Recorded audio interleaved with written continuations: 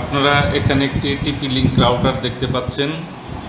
আমরা এখন এই টিপি লিঙ্ক রাউটার কনফিগার করে দেখাবো। প্রথমে আমরা পাওয়ার কানেকশনটি অন করব। এরপরে আইস্পিড দেওয়া কেবলটি এই নীল রঙের পোর্টে যেখানে ওয়ান লেখা আছে সেখানে আমরা কানেক্ট করব। এরপর আমাদের ল্যাপটপের যে কেবল আছে, ল্যাপটপের ইথার পোর্ট থেকে যে কেবলটা আসছে সেই কেবলটা এই 4টা পোর্ট ল্যান পোর্ট এর যে কোনো একটা পোর্টে লাগিয়ে দেব।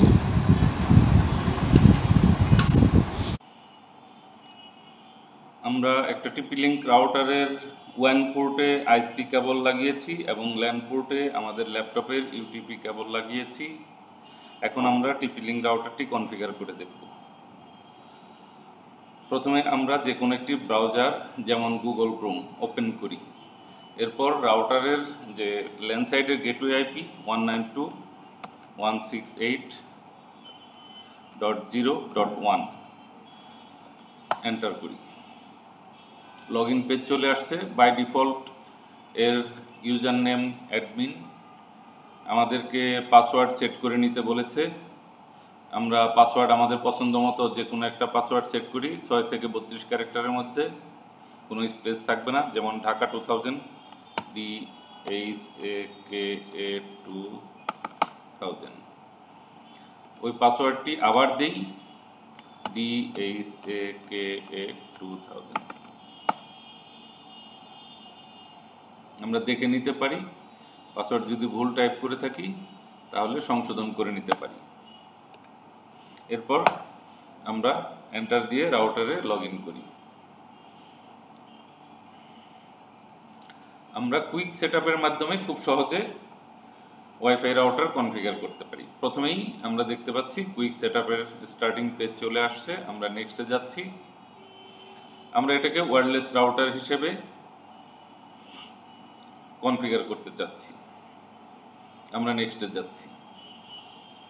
এখানে আইএসপি আমাদেরকে বেশিরভাগ সময় পিপিপি ওই ইউজার নেম পাসওয়ার্ড জানিয়ে দেয়।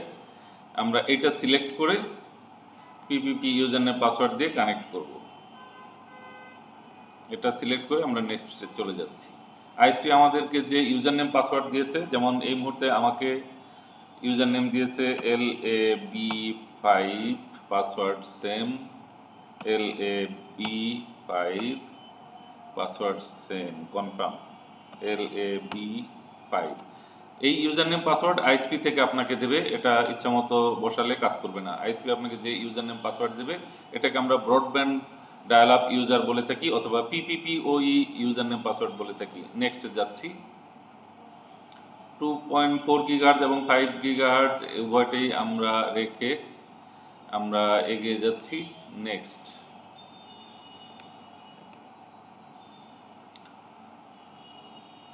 আমাদের ওয়্যারলেস রাউটারের একটি নাম সেট করব। এখানে দেওয়া আছে বাই ডিফল্ট টিপি লিঙ্ক 650F। এটা চেঞ্জ করে আমরা ওয়াইফাই রাউটারের যে কোনো পছন্দ মতো যে কোনো একটি নাম, যেমন ওয়ান স্কাই ল্যাব,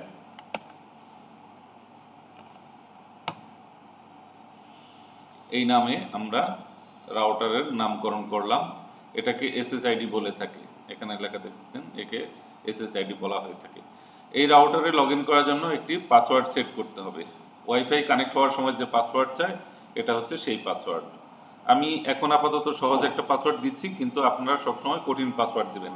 আমি দিচ্ছি 9988876655। আমি এটা দিচ্ছি, কিন্তু আপনারা কঠিন পাসওয়ার্ড সেট করবেন। নেক্সট। এবার 5 গিগাহার্টজের রাউটারের জন্য একটা নাম সেট করতে হবে। যারা 5 গিগাহার্টজে কানেক্ট হতে চায় তারা এই নামে পাবে। আমরা আগের নামেও রাখতে পারি কিংবা একটা ভিন্ন নামও রাখতে পারি।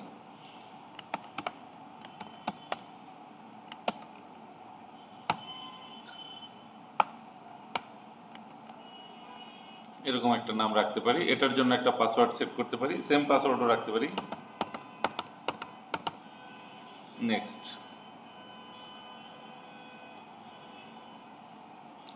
সেভ।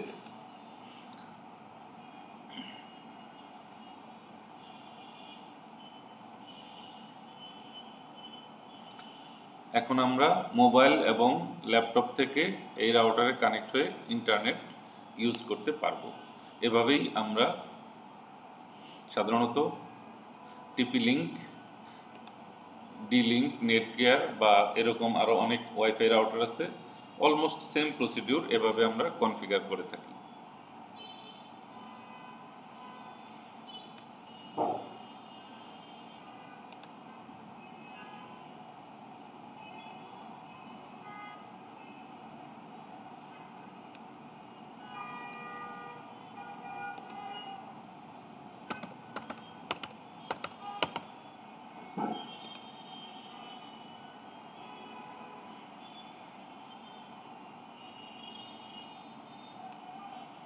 আমাদের রাউটার ওয়াইফাই রাউটারে কানেক্টেড।